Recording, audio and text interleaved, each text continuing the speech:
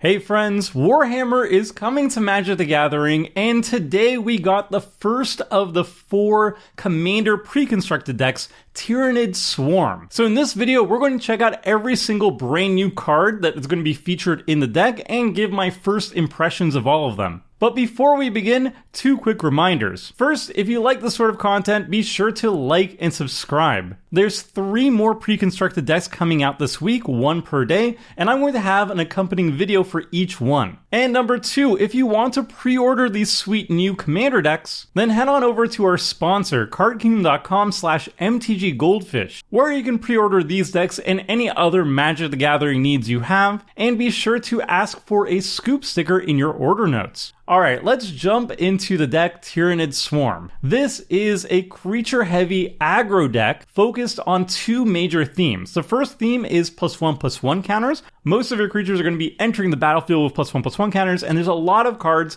that support having +1/+1 counters on your creatures. So for example, the face commander of the deck, Swarm Lord, will draw you a card whenever a creature with a counter on it dies. And the secondary theme is X spells. A lot of your creatures have this new mechanic called Ravenous, where you can pay X mana on top of its regular cost, and it will enter the battlefield with X +1/+1 counters on it, and if X is 5 or more, you draw a card when it enters. So the more mana you can dump into your creatures, the larger they are, and if you pay 5 or more, you also get to draw a card, which is a sweet added bonus. And the secondary commander for the deck, Magus Lucia Kane, is great in supporting that as she taps for 2 colorless mana, and when you cast X spells, you get to copy them with the Magus. So that's Tyranid Swarm in a nutshell. It's all about +1/+1 counters, X spells, and merging the 2 to have these big, beefy creatures that scale up throughout the game. Now, I covered a lot of these face cards in the first video that I did yesterday, so I'm going to have a link to that in the corner of the screen, and I'm not going to go over all that because there are so many new cards.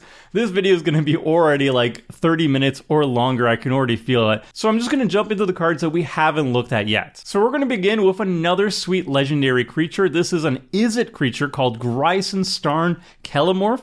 It's a 3 mana Izzet 3/2 legendary creature, Tyranid human with Ward 2, and a cool ability called 3 auto stubs. Whenever another source you control deals exactly 1 damage to a permanent or player, Grice and Starn deals 2 damage to that permanent or player. So there's a cool triggered ability that says whenever you're dealing 1 damage, exactly 1 damage to something, you get to do 2 extra damage with Grice, which is going to be really powerful if you build around it properly. So what are we going to be doing with this? I think this is going to be usually going to be great as your commander. There's a kind of neat, old school, nostalgic style deck that isn't very popular, not very strong, but it harkens back to the very old days of Magic the Gathering called Tim cards, which are basically prodigal sorcerers. These are just like overcosted creatures in 2022 standards that just tap to deal 1 damage to any target. So there's a lot of variants of prodigal sorcerers out there, but basically they're all nicknamed Tim, and yeah, they're not very good, but with Grice and Starn, since they do exactly 1 damage, you're now doing 3 damage with Grice on the battlefield as well. So it does add up, and it does make it not good, but better than it was before. But there are other cards that are much stronger than Tim cards out there that do exactly 1 damage that can get really good with Grice. For example, Niv Mizzet Perun, whenever you draw a card, it deals 1 damage to any target, and when you draw whenever anybody casts an instant or sorcery, you draw a card. So anytime Niv Mizzet is pinging something for 1 damage, Grice is adding 2 to it. You can also build a deck that is focused on 1 power creatures, such as Cavalcade of Calamity. Whenever a creature you control with power 1 or less attacks, the Cavalcade deals 1 damage to the player or planeswalker that creature is attacking. So each 1 damage trigger from the Cavalcade is going to be 3 damage total with Grice and Starn. There's other things you can do with him too. He's a great candidate for Curiosity. All these enchantments / the Tandem Lookout, all of them basically say whenever the enchanted or soulbound creature damages an opponent deals damage to an opponent, you get to draw a card. And this is specifically not combat damage. So this triggered ability from Grice, and each time you're triggering Grice, you're going to be doing 2 damage to an opponent with it, and you're going to be drawing a card off it. So all these curiosity effects are going to be nice draw engines to Grice as well. I don't know how powerful this commander is going to end up being, but it is very cool. I like the art, and it looks like a fun commander. And moving on, we have another card that I think is actually just probably one of the strongest overall generic cards in the entire deck. This is Adeline Jackal. This is a Gruul card, 3 mana, 2/2, human Tyranid Scout with trample and haste, and has skilled Outrider. Whenever it deals combat damage to a player, you may search your library for a basic land card, put it onto the battlefield, tap, then shuffle. I think this is actually on the strong side for a card that I would just randomly jam into a lot of different decks.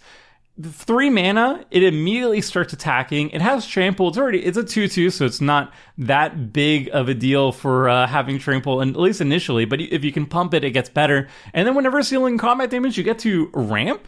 By itself on 1 triggered ability, that's not amazing. Like for 3 mana, you're casting Cultivate or something like that. But once you get 2 deal combat damage 2 times of this, 2 triggered abilities, it's all gas. And remember, this is on a creature as well. So if you have any creature synergies, it gets even better. This is very comparable to something like Sword of the Animist, which I play a great deal in a lot of decks. I think this card is still underrated.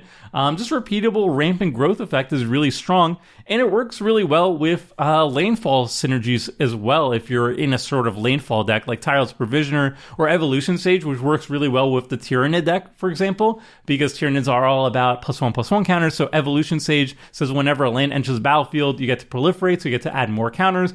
Adeline Jackal is always triggering landfall for you, so that's really good. I don't know, this Jackal is actually just a really strong card, I think, and I can see myself jamming it into a bunch of different decks. Moving on, though, we're going to just go through all the new cards from the Tyranid deck, be it good or bad, and I'm just going to rapid fire as quickly as possible, read the card, and give my just honest thoughts on what I think I would personally do with it. But of course, these are my first impressions, so obviously leave a comment down below if you have any cool ideas or synergies that I'm definitely going to be missing out on. So the first card is Tyranid Invasion. It's a green card, 3 and a green for a sorcery that says create a number of 3/3 green Tyranid warrior creature tokens with trample equal to the number of opponents you have.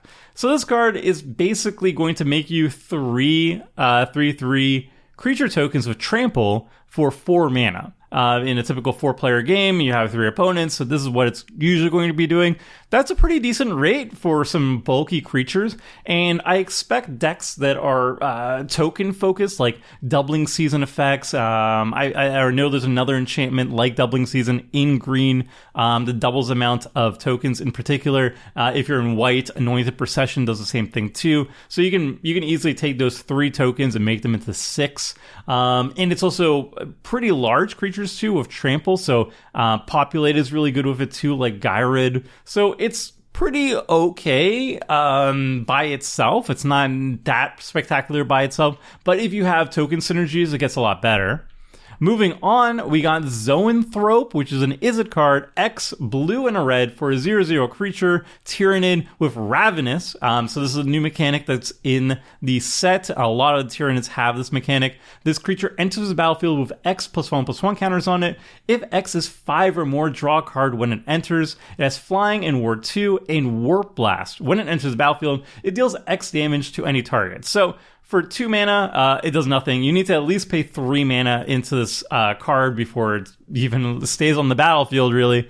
But it has Flying, it has Ward, and it deals some amount of damage to a target. I don't think this is in a pretty efficient rate. Like, if you're paying, like, let's say 6 mana into it, then you get a 4/4 flyer, Ward 2, that deals 4 damage to something. You really have to pay 7 or more into Zoanthrope to get real value out of it. At least you get to draw a card that way. I don't think it's very good. It's cool art though. That's neat. Moving on, we got Bone Sabers, which I think is actually really good. This is a green equipment, 2 and a green, for an artifact equipment that says whenever equipped creature attacks, put 4 +1/+1 counters on it, and it has equip 3. So You have to basically spend 6 mana to cast Bone Sabers and then equip onto your first creature, and your payoff is when it attacks, you put 4 counters on it.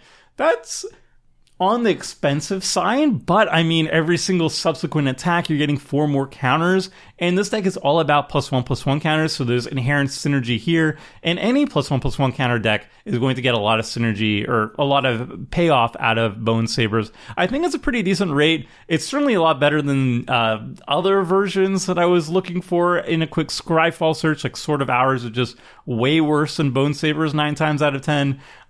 So yeah, I think this is not a bad equipment. If you are in a deck that is all about attacking and wants a lot of +1/+1 counters, then Bone Sabers seems like a pretty decent card for that. Moving on though, we got Clam of Us, which is a cool Anthem effect for your +1/+1 counter decks. It's a green card, 4 and a green, 3/3, creature, human Tyranid Artificer with Proclamator Halor. I don't know what that means. It's Warhammer stuff. Each creature you control gets +1/+1 for each +1/+1 counter on it. So if your creatures have like 5 counters on it, then they get +5/+5. So it basically doubles the extra buffing that your creatures have on it. Is this card amazing? I don't know. I don't know if it's that good.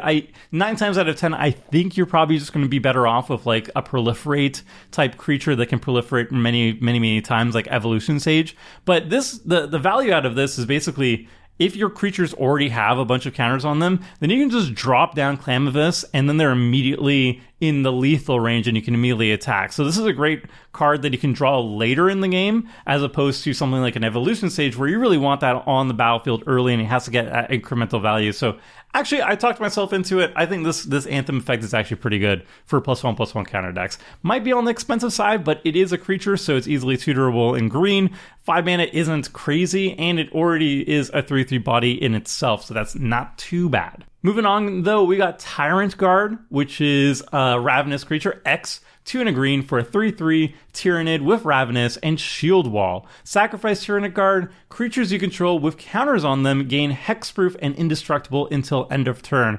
I think this is the type of card you absolutely want to have in a deck that is full of +1/+1 counters, because you're investing a lot on your board. So having board wipes just absolutely ruin all the hard work you did is going to set you back a lot of turns. So something like Tyrant Guard is going to be a great way of just securing your board state and making it that much harder for your opponent to stop you. And I think it is fairly compared to something like Heroic Intervention or Inspiring Call. The main bonuses of Heroic Intervention and Inspiring Call is that they're instant, whereas Tyrant Guard, you have to have it on the battlefield already. So that means if an opponent tries to get you with a Wrath of God, Heroic Intervention and Inspiring Call basically nullifies their Wrath effect or their removal effect, basically takes it out of their hand, whereas Tyrant Guard, what it's going to do is basically just prevent your opponents from casting their Wrath of God. They're going to have to remove the guard first and then cast the Wrath of God, which is a little bit worse, but at the same time,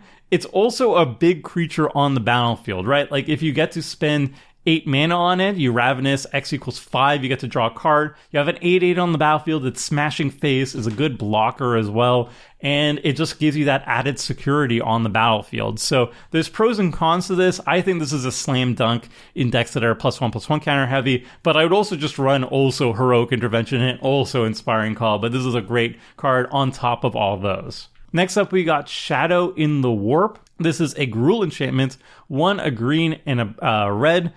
For the first creature spell you cast each turn costs 2 less to cast, so a little bit of ramping. And it's especially good in this deck because Ravenous, you can always dump that colorless mana into the X cost of your creatures. And whenever an opponent casts their first non-creature spell each turn, Shadow in the Warp deals 2 damage to that player. So a little bit of pinging, a little bit of damage on the top of this, a little bit of a mana discount effect.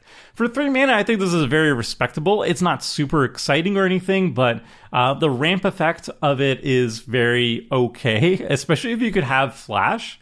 Oh, wait, no, each turn. Yeah, no, you cast on each turn, yes. If you have flash, it gets 10 times better. Like if you can flash in your creatures on opposing turns, and you get even more value out of this thing. And there were a lot of Tyranids in this deck that do have flash, so you can get extra value out of these out of Shadow in the Warp.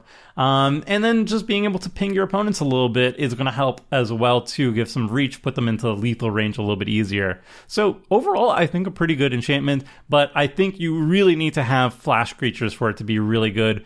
And obviously you need to have a lot of colorless in your casting cost for it to be worth it too. So it's a great card in this deck. Next up, we got Tyranid Prime, and this is just a cool one. This is a Simic, a 3-mana Simic 0/4 creature Tyranid with Evolve, which is a throwback to just a Simic, the Ravnica Guild Simic keyword. Whenever a creature enters the battlefield under your control, if that creature has greater power or toughness than this creature, put a +1/+1 counter on this creature. And because it is a 0/4, basically any creature that enters the battlefield at least once with 1 or more power, which is going to be very likely, is going to evolve this at least 1 time. It's going to be pretty easy to evolve this creature like 3 times in this deck at least. So that's really good. And then it has Synapse Creature. Other creatures you control have evolved. So it provides that keyword to your entire team, and is a great way of adding counters and just growing your threats passively without spending a lot of mana. So it's a very mana efficient way of adding a lot of counters to your team. I like it. Big thumbs up for me. It's going to be just fun here, and I think it's going to be good in basically any Simic +1/+1 counter style deck. Next up, though, we got Genestealer Locus. This is a blue card, 4 mana, 3/3 creature, Tyranid human. 2 abilities. Whenever a creature attacks you, it gets -1, -0 until end of turn. And whenever a creature attacks one of your opponents, it gets +0/+1 until end of turn. So this is pretty much a pillow fort / deterrent on attacking you. The -1, -0 doesn't sound like a lot, but it does really mess up combat math, and it's brutal against decks that are basically weenie go wide decks. Like if you're being attacked by an army of saprolings or whatever, this can basically nullify the entire attack, and it's just a good detriment. And buffing your attacking opponents is a great way of kind of encouraging your opponents to attack each other, which indirectly is indirect damage on your behalf too. So it's not a fantastic pillow fort card, but it is a great, subtly powerful one. And at 4 mana, it suffices. I don't think it's an amazing card, but it's pretty cool. Then we've got Acolyte Hybrid, and this is one that I actually like a bunch. This is a red card, 3 mana, 2/2 creature, Tyranid human, with whenever it attacks, destroy up to 1 target artifact. If an artifact is destroyed this way, its controller draws a card. Now, whenever you're attacking, you get to blow up an artifact. This is great if your opponents have high value artifacts on the battlefield. Like if they have like an Aetherflex Reservoir, if they have like an Ashnod's Altar or something that you really need to get rid of. Acolyte Hybrid is a great way of just sniping that. And unlike 1 versus 1, where I really don't want to give my one opponent an extra card advantage, a card draw, in a 4-player game, it's not as big of a deal if you're taking out their most threatening artifact and giving them a random card instead. And even in 1v1, it's not the worst thing either. Like if you have to take out something, then giving them a card in return is not the worst, because you've taken out the bigger threat.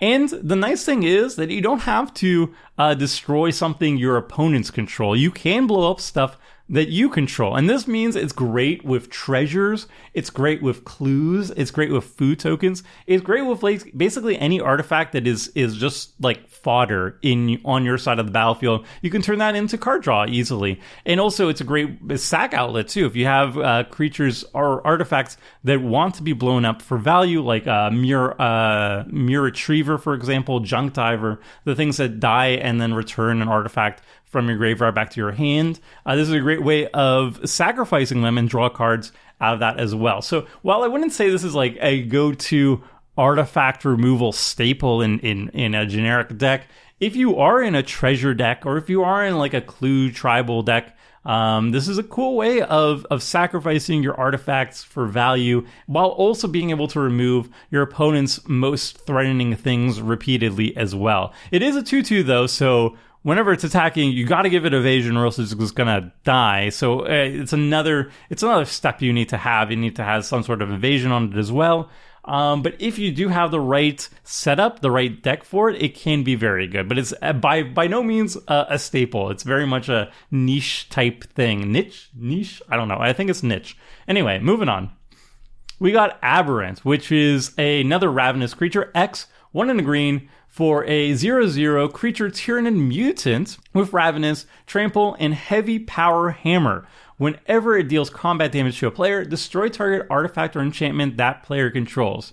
Again, this is another repeatable removal effect and requires combat damage. So it's much like the last Acolyte that we just looked at, except this one costs more mana. So you need to pay at least like 3 mana for it to be on the battlefield. And its effect, though, is a little bit more flexible. Not only are you destroying artifacts, but you can also destroy enchantments, but you have to destroy something the player controls, the defending player controls, and they don't get to draw a card. So by itself, pretty okay effect. I mean, there's always enchantments and artifacts that you want to be destroying in Commander, so it's always going to have a good target for it. Obviously, it needs to be big enough to trample over stuff or have evasions to do it consistently. However, I would say in a generic comparison, stuff like Kogla and Trigon Predator are simply better at doing the exact same thing as Aberrant does. But if you are in a +1/+1 counter deck, Aberrant is the easy pick. It has Ravenous. It fits the theme much better, and it takes advantage of synergies way better than Kogla and Trigon Predator. So in a vacuum, I think Kogla and Trigon are definitely way better than the Aberrant. But if you're in +1/+1 counters, Aberrant's a slam dunk here. I think it's a triggered ability. I think its triggered ability is always going to be super relevant. Moving on, we got a vehicle in the deck, which I did not expect. This is Goliath Truck. It's a 4-mana 4/4 artifact vehicle with stowage. Whenever Goliath Truck attacks, put 2 +1/+1 counters on another target attacking creature, and it has crew 2. So this is just another efficient way of getting counters on your creatures, which is the deck is all about. It's a little bit awkward though, because you have to crew it first, so you have to tap down one creature, and then you have to attack with the truck and another creature. So you basically need to have 2 creatures on the battlefield, one that you're okay attacking with, and also the truck that you want to be attacking with, and then something else to crew it. Is it good? I don't know. I don't think it's very good, but whatever. It's like a Goliath Truck. That's cool.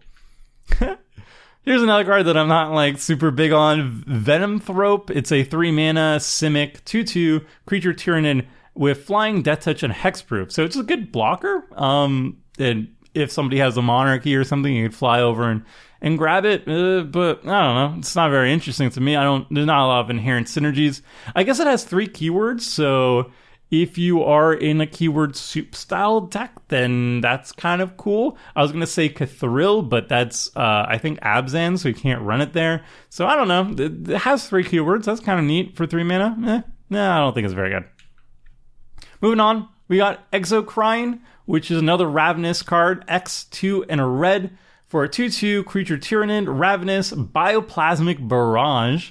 When it enters the battlefield, it deals X damage to each player and each other creature. So if you cast it for X equals 1, then you're going to do 1 damage to each other creature, but it scales up really well, and most importantly, it doesn't kill itself as well, so you're just left with this big beefy creature, hopefully being the only thing on the battlefield. We have other creatures that have similar effects, like Chaos Maw, and there's a couple Hellions that deal a set amount of damage to each other creature while it itself survives usually. But Exocrine is scalable, and it is one of the most easily scalable ones. I know there's one with Devour, but that requires you eating a bunch of other creatures, but this one, it scales up pretty nicely by itself.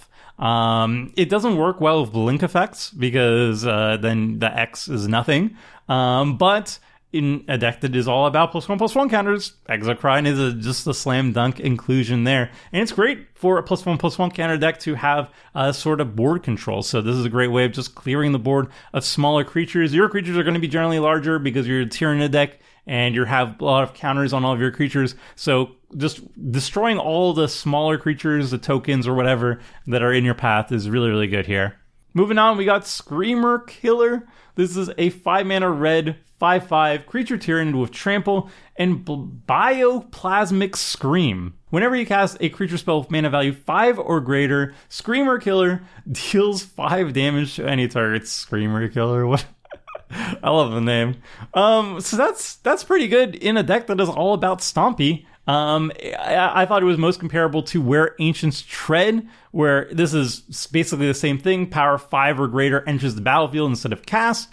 It deals 5 damage to target creature or player. Very similar to Screamer Killer's effect. Also comparable to Terror of the Peaks, which is also a 5-mana creature. And again, whenever another creature enters the battlefield under your control, it deals damage equal to its power to any other target, which is clearly better than Screamer Killer, but at the same time, it's a Tyranid. That looks cool too. So, I mean, if you need another Terror of the Peaks effect, if you're in a go tall stompy style deck, Screamer Killer is not as good as Terror of the Peaks, but it is a fine second one in your deck. Moving on, we got a legendary creature in mono red, the Red Terror. It's a 4-mana red 4/3 legendary creature Tyranid with Advanced Species. Whenever a red source you control deals damage to one or more permanents and or players, put a +1/+1 counter on the Red Terror. The main thing here that I don't really like about this is it's whenever it deals one or more permanents and or players. So if you have like Pyrrhemia that deals 1 damage to everything, like all creatures and all players, you're only still going to get 1 counter out of it. So this might be good in like a ping style deck to just add a lot of counters on the Red Terror, but it's going to be, at least in my first impressions, off the top of my head, I don't know what's the most efficient way of adding a lot of counters onto the Red Terror. There could be some really, really cool things that you can do with it, but off the top of my head, I can't think of any, so leave a comment down below if you can think of anything that's really cool with this. But to me, it seems like not too strong. I don't know. Maybe I'd put it in the 99 of like a ping deck. Meh. Moving on. We got Haru Specs. This is a green, 3 and a green, 4-mana, 2/2 creature Tyranid with Rapacious Hunger. Whenever another creature dies, put a +1/+1 counter on Haru Specs, and Devouring Monster. You can tap it, remove X +1/+1 counters from Haru Specs to add X mana of any one color. So this is a creature that you just plop it down, and as things are dying, it passively grows, and you can just spend those counters on it at any given time to ramp out some other big creatures. Your deck is full of X spells with Ravenous, so there's always going to be something to sink all that extra mana into. So this is just a great threat that passively grows and also acts as ramp when you need it as well. It's kind of similar to something like Blade of the Bloodsheaf, which also puts counters on the creature whenever something dies. I think it's pretty good. 4 mana for this effect seems solid. It has that flexibility of turning the counters into mana. I wish it had Trample, just so it could more easily threaten opponents, but I don't know. Seems pretty good. Moving on, we got Lictor. This is another 4 mana green creature, 3/3, creature Tyranid with Flash and Pheromone Trail. When it enters the battlefield, if a creature enters the battlefield under an opponent's control this turn, create a 3/3 green Tyranid warrior creature token with Trample. So it has Flash, it can ambush a creature. You're just basically waiting for your opponents to cast a creature, and then you plop it down for 4 mana, you put 6 power on the battlefield, and one of them's a token, so again, populates really good with this. And yeah, it's good at ambushing small creatures that are trying to swing into you. And that's fine. I don't know. It's not that great. It's okay. Moving on, we got Sporosis, which is XX green for 0/0 creature Tyranid with Ravenous. So unlike the other Ravenous cards we looked at before, this one you have to pay 2 mana for each 1 counter on this Tyranid. It has Defender and Spore Chimney. When it enters the battlefield, search your library for up to X basic land cards, put them onto the battlefield tap, then shuffle. So you can spend, say, like 4 mana, 5 mana total, 4 into the X and 1 green to look you up the 2 basics. Ooh, I don't think it's not very good. So I don't think it's very good. I thought maybe it would work well with the first Tyrannic War, which is why I put it up on the slide over here. But then I just realized right now, as I'm filming it that it actually wouldn't work with the first chapter. So I don't know. This card's kind of doo-doo. It's kind of expensive. Maybe I'm missing something. I don't know. Let me know in the comment section below if you think this is a good rate. I think it's kind of meh. Moving on, though, we got Turmojan Swarm. I don't know how to say that. X and green, 0/0, creature Tyranid, Ravenous, and Death Frenzy. When it dies, create a number of 1/1 green Tyranid creature tokens equal to its power. This is kind of reminds me of like a Chasm Skulker effect, where it has a bunch of counters on it, and then when it dies, you make X number of tokens, where X was the number of counters on it. So again, you're making a bunch of 1/1s. These will not have Island Walk on them, and they won't grow as you keep drawing more cards. You have to spend all that mana all at once instead of just like 3 and let it grow passively. It's all right. It seems pretty good in a +1/+1 counter deck. I don't know. It seems all right, but I'm not super impressed. Moving on. We got Turvagon, which is X, 1 in the green for 0/0 with Ravenous and Trample and spawn Termagants. Whenever Turvagon deals combat damage to a player, create that many 1/1 green Tyranid creature tokens. So this is a pretty decent rate. You know, if you smack somebody for 5 with the Turvagon, you make 5 tokens each time. That's pretty decent. You're going to draw a card if you pay at least 7 mana total into the Turvagon. That's all right. There's a lot of cards that do kind of similar abilities, so I put them also on the screen. Scepter Celebration, Lathril, Tana, they all kind of do the same thing, where the damage they deal is converted into a bunch of 1/1 tokens. So it's good. Counters, I don't know. Moving on. Gargoyle Flock. This is a 4-mana Simic Tutu. Tyranid Gargoyle, ooh la la, with flying, and Sky Swarm. At the beginning of your end step, if a creature enters the battlefield under your control this turn, create a 1/1 blue Tyranid Gargoyle creature token with flying. This is pretty not that interesting. It seems overcosted to me.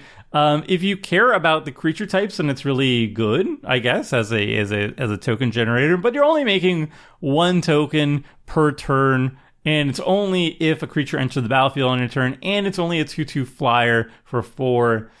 I don't think it's very good. If you're in Tyranid deck, that's fine. Moving on, though.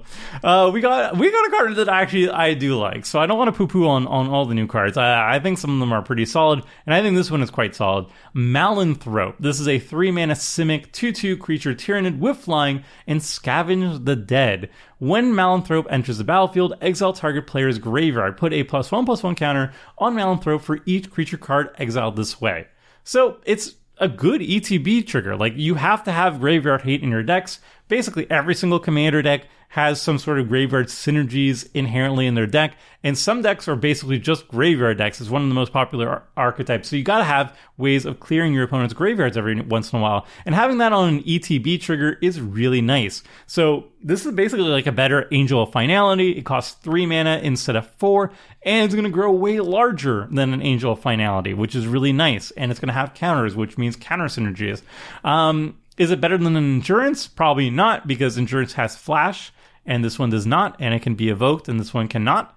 But this actually exiles the cards as opposed to Endurance, which just shuffles them back into the library, and it becomes a big threat. Like, it couldn't easily be like an 8/8 flyer for 3 mana in the mid game. So I think this card is actually really gas. I think it's going to be good, not just in this deck, but it's going to be good in basically any Simic deck that has either good blink synergies or +1/+1 counter synergies. I think this card is really solid. Moving on, we got Malllock, which is a Gruul X, red and green, 2/2, creature Tyranid with Ravenous and Terror from the Deep.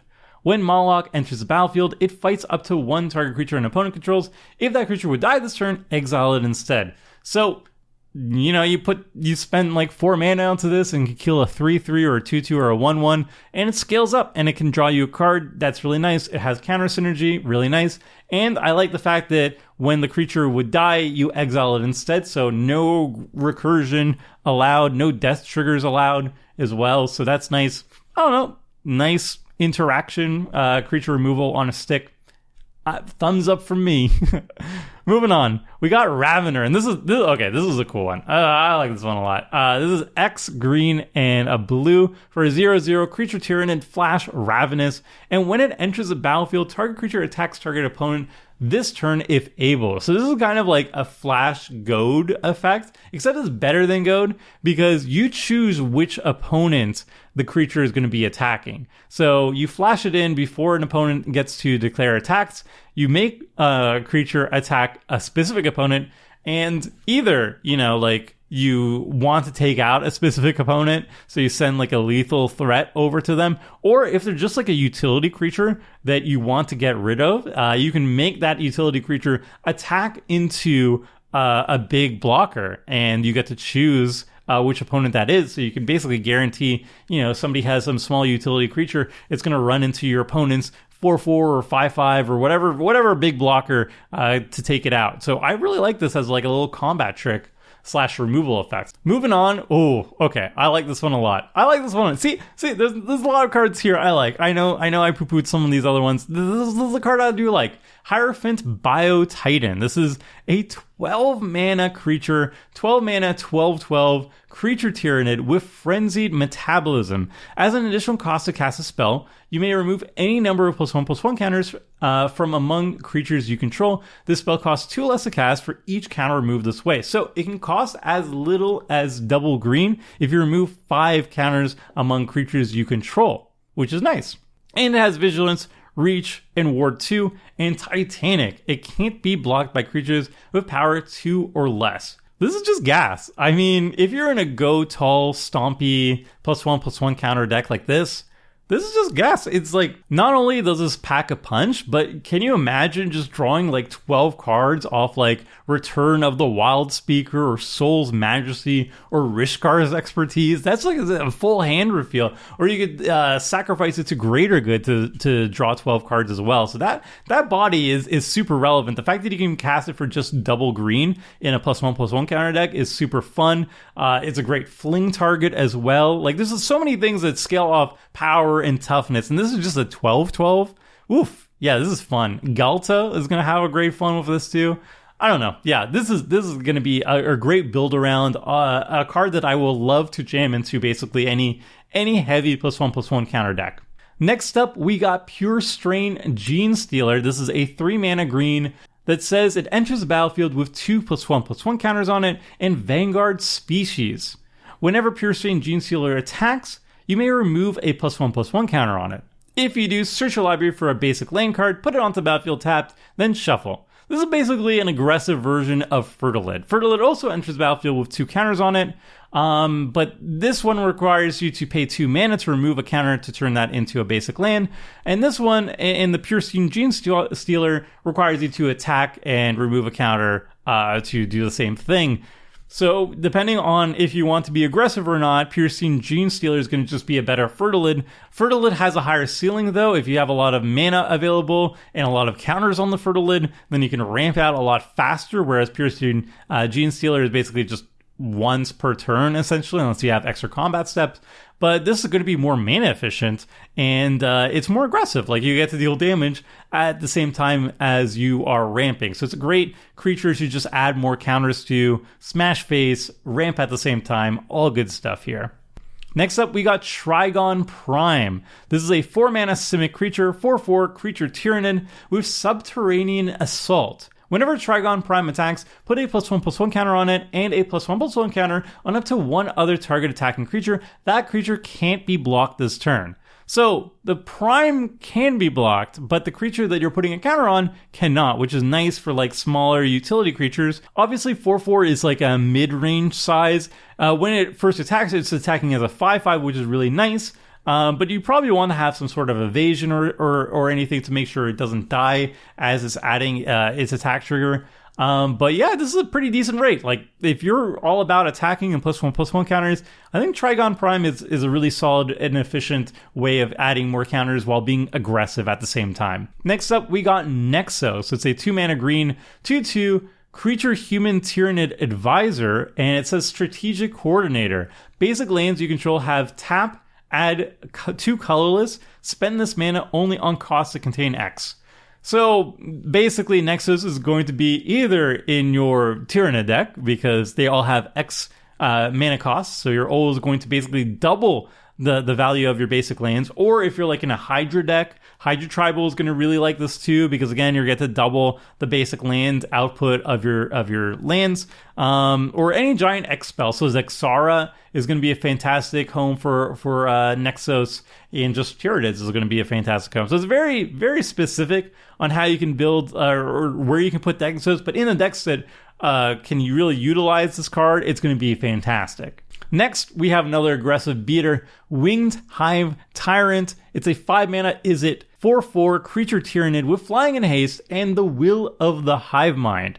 Other creatures you control with counters on them have flying and haste. So, as you can tell from this deck, it's all about counters and it's all about being aggressive. It's all about attacking at the same time and applying pressure on your opponents, which is something I definitely respect and is, I think, undervalued by a lot of players. A lot of people kind of durdle a lot without seeing the value of attacking. And I'm just going to say, like, side rant here, attacking is very valuable. Taking out opponents is very valuable, and applying pressure on people is very valuable. So I really value the fact that this is a flyer haste 4/4 for 5, pretty decent, and also gives all your counter creatures flying and haste too.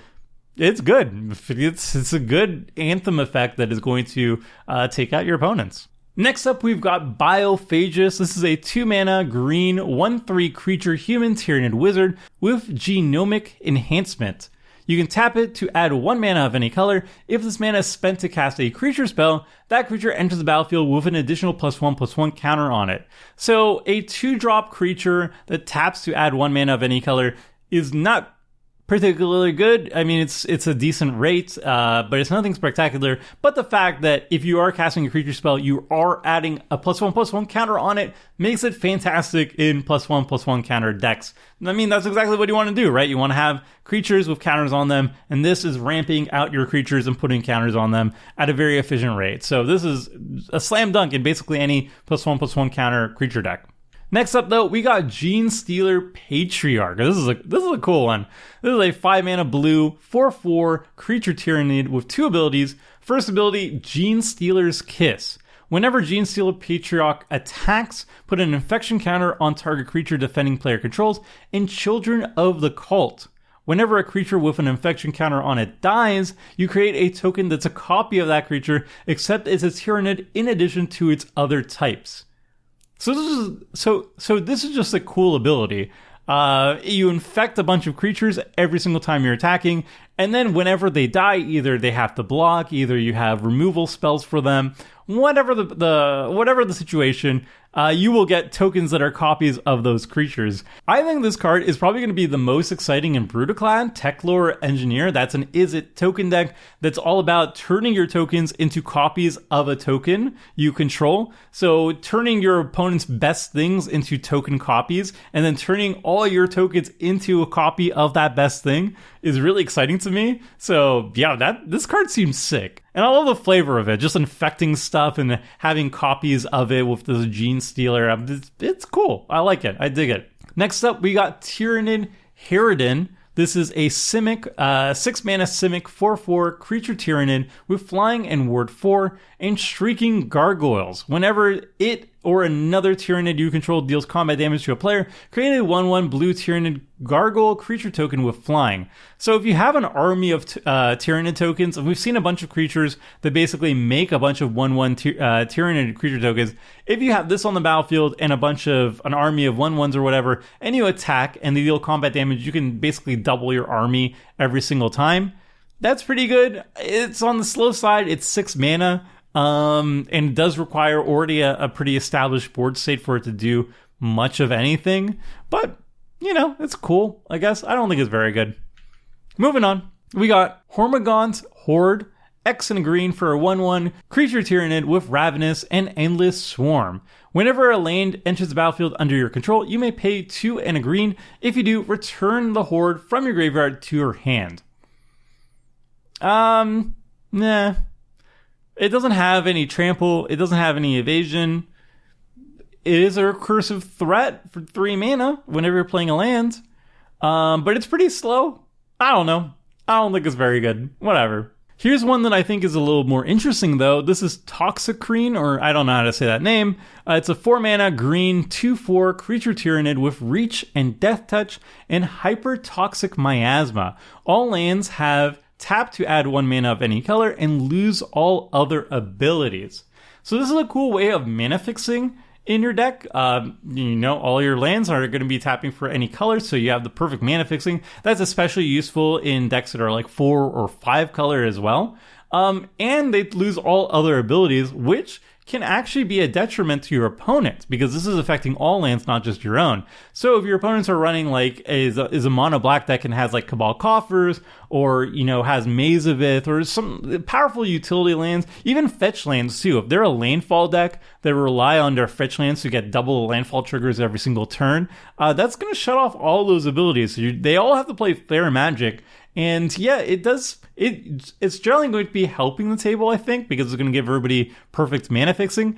But if your opponents are relying heavily on utility lands or fetch lands, this is going to be a great way of kind of soft hurting them, soft staxing them in the nicest way possible, really.